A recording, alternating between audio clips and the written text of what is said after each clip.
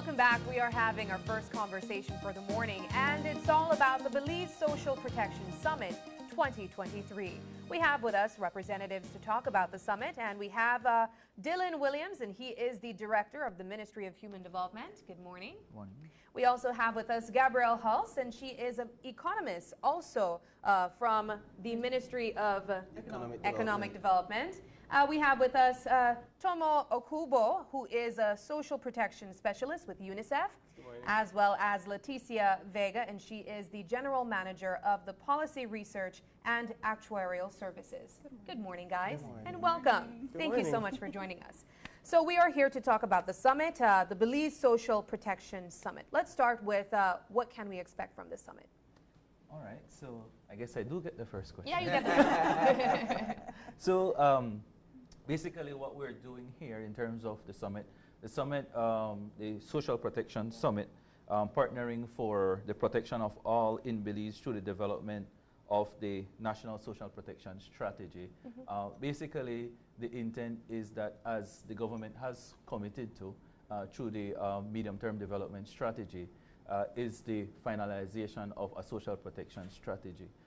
And so basically, as the technical persons from the respective ministries in partnership with the various UN agencies, as we call them, PUNOs, as a part of the SDG joint program. Of course, we'll share that a bit.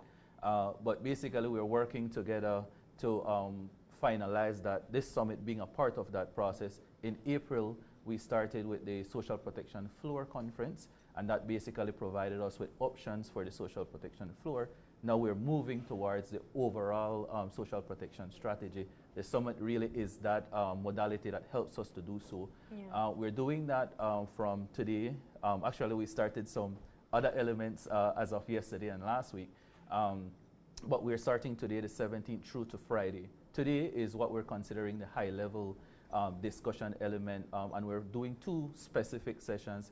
The first session focuses on defining social protection, and then the other summit looks at financing it. Of course, the financing side of it is definitely important, and so that is what we look at today in terms of engaging the various ministries. So we have the Ministry of Human Development, the Ministry of Rural Transformation, Community Development, Labor, Local Government. I hope I got that correct. We also have the Ministry of Health and Wellness, Ministry of Education, Ministry of Youth. Just as a part of that first discussion, the second discussion really looks at the financing side. As I said, we bring in our partners such as the SSB, the Ministry of Finance, the Ministry of Economic Development, the Office of the Prime Minister. And of course, today we also benefit from country presentations in terms of other countries sharing their experience in developing their social protection strategy. Really helps us to kind of get a good sense of what were the nuances in terms of the legal frameworks, the policy frameworks, various strategies that they also employed. And so the idea is that building that or laying that foundation today helps us towards the other days. Now, tomorrow we focus on the pillars of social protection, and so we really look at social assistance, social services, labor markets, and social insurance. And the idea then is that once we finalize what would also be options and discussions within those pillars, we move towards also the cross-cutting issues.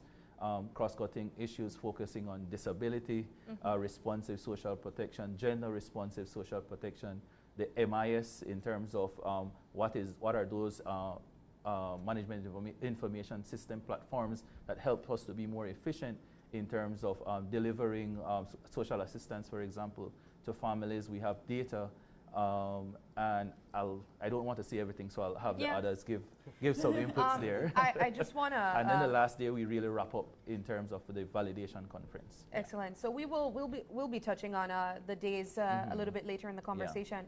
But I want to follow up my question with what was the driving point or the drivers to having a social protection initiative like this? So when we really look at where we are in terms of the overall levels of poverty, and we also understand that social protection, yes, it focuses on vulnerable population, but if you shift the view of it, which really looks at it from a right, it's a human right. We understand that throughout the life cycle, persons will face certain vulnerabilities, certain shocks.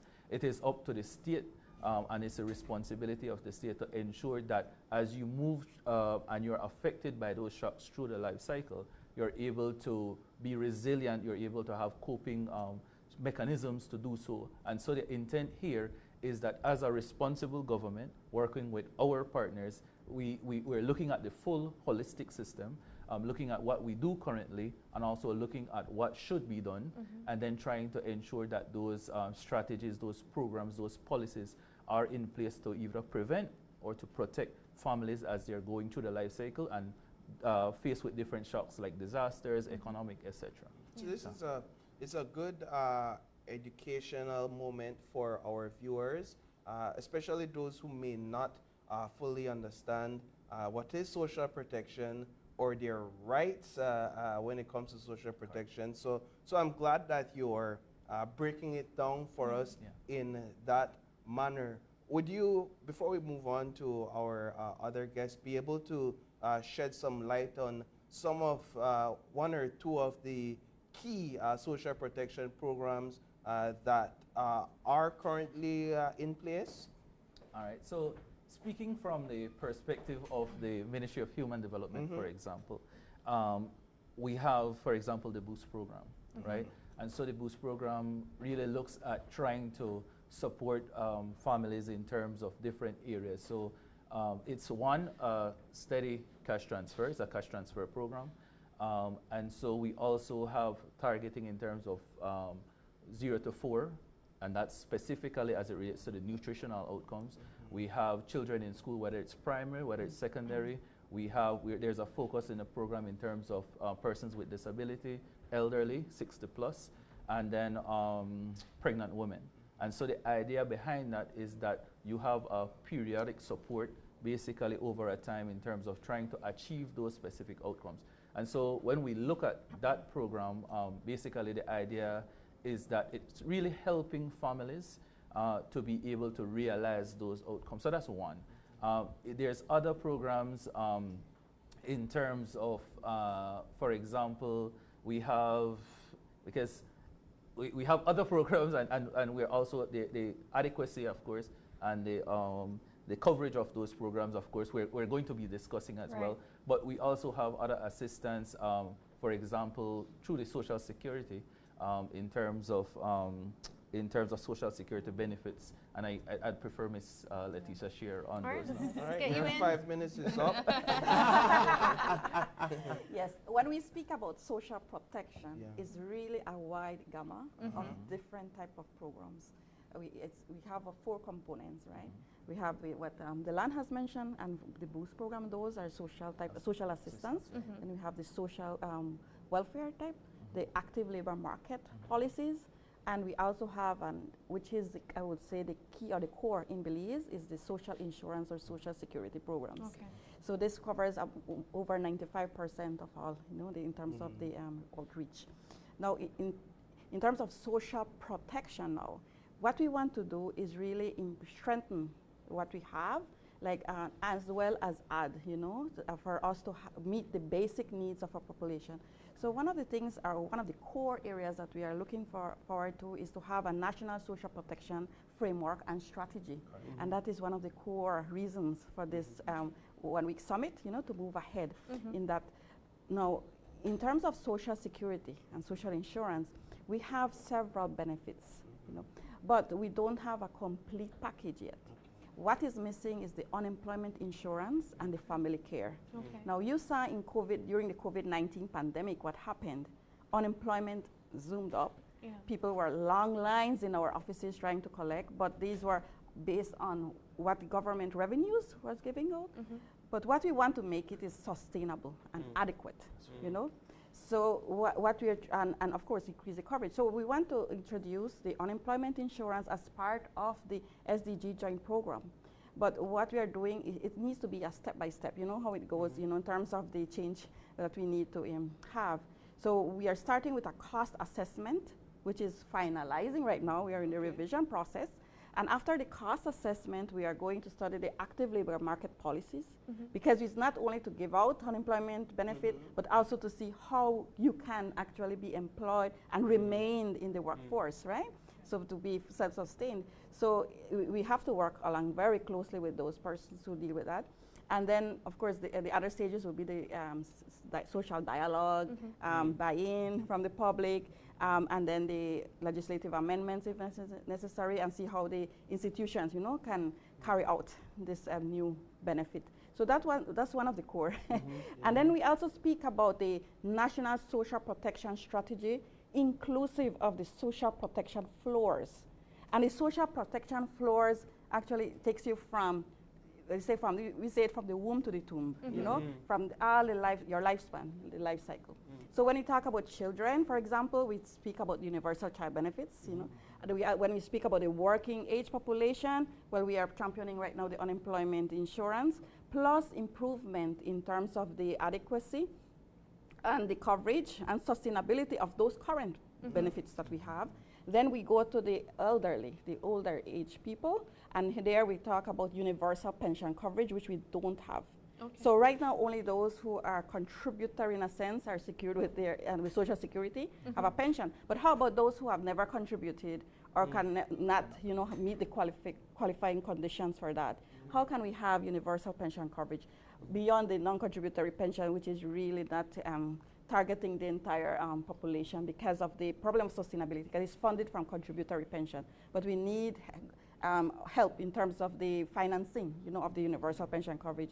And then, of course, the one that spreads across is the health, universal health coverage. And for that, we have currently the rollout of the NHI and other things. Okay. Well, I think what you've done, Ms. Vega, just through that brief explanation, is kind of break some of the misconceptions of what Social Security really is. Because at times we tend to think that Social Security is just to take a piece of your salary and then you take that money and use that for something else. But then when you frame it in that way, it shows that it's really a social protection program, right? And that it is meant to benefit Belizeans, and then we start to talk about conversations of unemployment benefits as well, and that's huge. And so I appreciate how you've broken that down to kind of show us the importance of Social Security as a part of protecting the vulnerable, the employed, and now we're talking about the sick and the unemployed as well. Exactly. I just want, it's a protection for all people. A metaphor that I use to explain social protection is an umbrella. Yeah. So you have sunny days, you don't need umbrella, you have fun with your family, but what if it rains? If you have an umbrella, you're protected, you don't get rain. If you don't have an umbrella, you're screwed. So in life, across life, you have different different risk and vulnerability. You might be unemployed, you might have disability, you might be sick, you may lose, you may have a child and now your cost of living is increasing. You may retire from work and you may be elderly. And a great social protection systems and countries that build those systems protect the people. Even if you have risk and vulnerability, if you're living in poverty, the government or its social security system, the Social Security Board, is there to help you bring protection. Because once you have those risk and vulnerability, your life can completely change. But is this something that we can afford, though? Because I see us bringing up social protection for unemployed persons, for instance. And we oftentimes think of Social Security, as Paul mentioned, as us making our contributions and then getting it back if you need it at some point. We've often seen in the news as well where persons are saying, I can't get my Social Security returns after they have retired. So is this something that we are prepared to take on financially? I think I just want to speak a little bit on why the bigger pie that we're talking about here, because this part is only a small part of a larger program, which is the UN SDG Fund Joint Program. And that has two outcomes. And we've spoken a lot about the first outcome, which is reducing the vulnerabilities and reducing the risk of the vulnerabilities as well. But there's outcome 2 as well of the project, which has to do with increasing productivity. Because a lot of the time we're always talking, like you rightly mentioned, that people can fall into these situations, and we kind of think of it fiscally. Well, why are we going to keep on giving our money to people if anything like that? Can we afford to do that? But that's where outcome 2 comes in, because we're not only trying to just give people money as the notion, the stereotype is, but we're also trying to build their capacity to participate within the system in itself and not need social protection or be less likely to fall into the risk of having to get these types of social assistances. So that's where outcome 2 comes in, increasing productivity. And so the way we've done that is that we did a value chain analysis in Belize, and we identified 2 value chains, sustainable tourism and the manufacturing of dried products. And with those value chains, what we want to do is scale up the local capacities. And so we're not trying to, finance these bigger projects, but we're trying to go into the local communities and see where these actors can be scaled up within the value chain and where they can scale up their business so that they can be productive and so they won't need the social assistance as much. I mean, they're still going to have that protection there in any event if anything happens, because life happens. Yeah. But we're also looking at the other side of the coin, which is we're also giving you opportunities, and we're also looking into economic opportunities for the local communities. So we've started to do that in Hopkins and Dangriga, because I know that we're always talking about the South, and the South is where it needs it, a lot of, we need to give more attention to the South, and I feel like that's where this project really wants to do, where we want to do social protection, but not entirely, for the entire country, but also look at where needs it the most as well. I think that any responsible government will not ignore social protection and social assistance. And I'm learning here just based on this conversation, but it seems to be the difference between having a society that is rapidly deteriorating or having a society that is growing and improving and flourishing by paying focus and attention to those vulnerabilities, those areas where you look and you realize, hey, these people, this community is trying, this family is trying, but they really need that assistance, that boost, that encouragement through various means to improve themselves and to improve their lifestyle and their way of life, whether it be, like you say, through businesses, seeing how we could help communities establish more economy and boost their business. How do we ensure, though, that there is not a duplication of efforts per se through the various ministries, and then sometimes you have area representatives that may also be seeking to do things, and then you have a duplication of efforts. Like, for example, if you talk about Boost, which is a cash transfer, but then also you're on another side talking about unemployment assistance.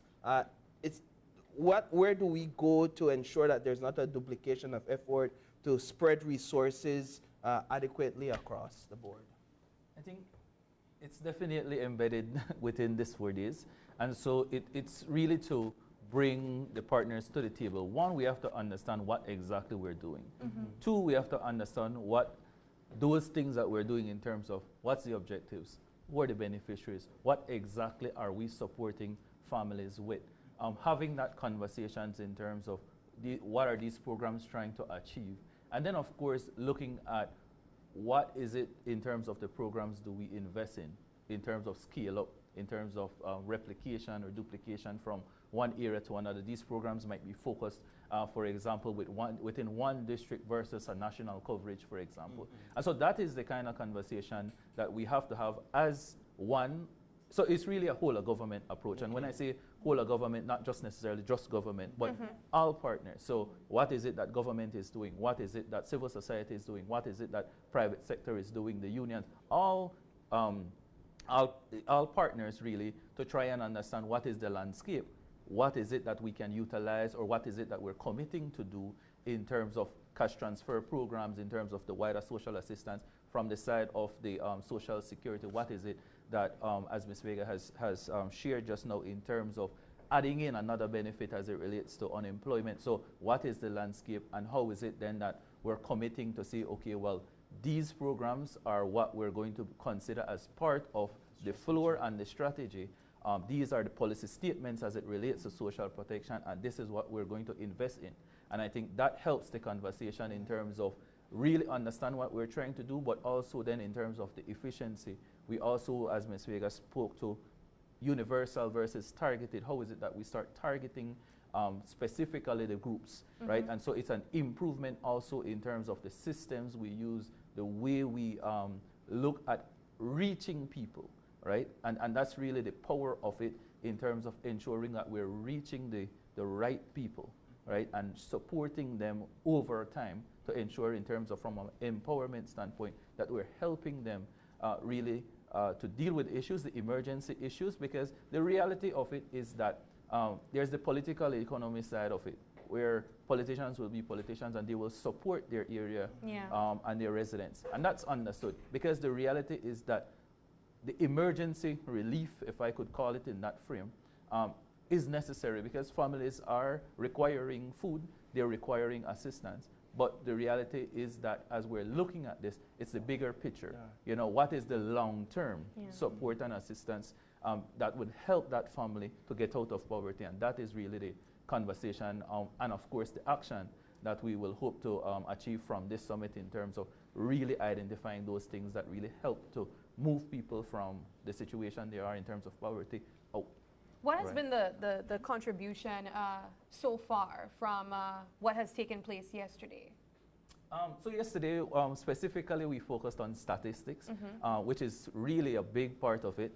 And so in discussion with the various partners, SIB, that was also led by ILO. And so really statistics is one of the biggest part of it because it really helps us to understand what's the situation, right? And of course, it also brings visibility to those vulnerable groups because we can't be making decisions really on anecdotal information, but more so data. So it's really understanding what we have in terms of statistics, but also understanding what we need in terms of the situation itself. And so really that part of it, in terms of yesterday's specific, really helps us to kind of trigger the full conversation around statistics. Last week, that's the value chain outcome 2 side of things. And so really now we bring all of those conversations into this week in terms of the cross-cutting discussions, as I said. I know. I just wanted to build off of what Dylan was saying as well, just to bring it back to what Ms. Letty was saying. All of these efforts are part of a larger strategy. That is what I think the main output that we want from this program to be, a strategy. And so within that strategy will be a coordination mechanism that will speak on all the stakeholders that are involved in the efforts that we're doing. There's going to be a mechanism in which they function in and they operate in. And so we're going to try to, lessen the duplication and, increase our coordination and all of these efforts that we're talking about. I just want to make sure that we know that the main output is that there is going to be a strategy that will have these things. It will have data generation capabilities. They will have a repository, a data repository. It will have coordination mechanisms. I mean, that's basically the goal of it, that we're going to have all of these things under one umbrellas per se, which is the strategy, and that's how we're going to move forward, and that's kind of going to be our foundation for continuing the efforts as well. So what are the organizations or the entities involved in these discussions? I know they're ongoing and there's a high-level discussion today. Do we have representatives from within these communities themselves as well that will be around these tables having these discussions? Because oftentimes we decide on what is best for a community without that community input. I'm not accusing any of us of doing that, but that's how it works sometimes, and you really need that input from communities themselves as well. It's to see one in terms of the Ministry of Human Development, the Ministry of Economic Development, as a part of the joint program. Let me step back to say that. As a part of the joint program in terms of what gets us to a universal, adaptive, sustainable social protection strategy. MED has been a part of it, the Ministry of Human Development, SSB, the Ministry of Rural Transformation, Beltrade, the Ministry of Foreign Affairs, the Office of the Prime Minister. Am I missing anybody? Just as that initial core group, along with the, as we call them, the PUNAs in terms of the support from UNICEF, ILO, and World Food Program. And so that's kind of the initial set. When we look at who all is going to be involved, just specific to the summit as well, we have roughly about 120 persons confirmed in terms of registration for this specific summit across the 4 days. When we look at that breakdown just quickly, we have 14 government organizations, We have BCCI as a private. We have CSOs, quasi-government, academia, UN, embassy, unions, just as a cross-cutting representation. Now, of course, our hope is that these are representative organizations, but does not necessarily divorce us from also ensuring that they're representing the voices of who they serve, but also they're also consulting on their own as well as a part of this process. So this is, yes, 4 days, but the intent is that we also build on this and continue to evolve this process, because the strategy, yes, is definitely what we're trying to get at the end of the day, but it is, the intent is not a static strategy, right? It's an evolving process, no? And so bringing them, no? Momentum to it. I work in New York, so I flight into Belize yesterday because my role is to support different countries on social protection. And this kind of summit, social protection summit, doesn't happen in countries. I work on 130 countries, and I heard about Belize is doing a social protection summit at the highest level of government involving 40 organizations. I have to join. I really respect to all the organizers behind it, because if you only focus on one element or one organization, your social protection, your umbrella is going to be so small. But what the colleagues in Belize are really trying to do is, let's bring all the voices, let's bring all the resources, let's discuss the big picture strategy. And I'm really excited about What's this. in your experience, what's the hallmark of countries or communities that have robust social protection strategies? One is the buy-in. So it just cannot be a paper. It just have to be endorsed, owned, and have a strategy. The second is what you mentioned about the money.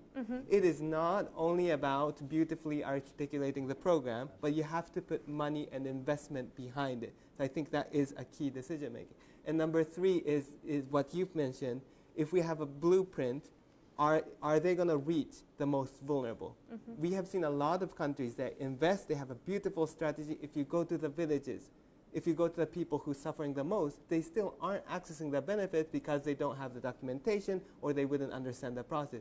So it has to be coupled with a reality check, which I think in the case of Belize, it's really embedded, but I will look at those 3 points. Wonderful. Yeah, I think we always say Belize is taking the high road to social protection, especially based on our experience with the pandemic, and then now with the inflation, and so we have to take the high road. But we, as Delan said, rights-based, but Timon mentioned, it has to be as well human-centered. So those components are critical, you know, in this whole process. And social protection is now becoming a buzzword in Belize, which for me is a plus. So it's part of that change that we want to drive. And I believe in terms of the incorporation of all the stakeholders in civil society. We also have the final day, what we call a marketplace, kind of like where we will be exhibiting the different social protection programs, but we are inviting students as well.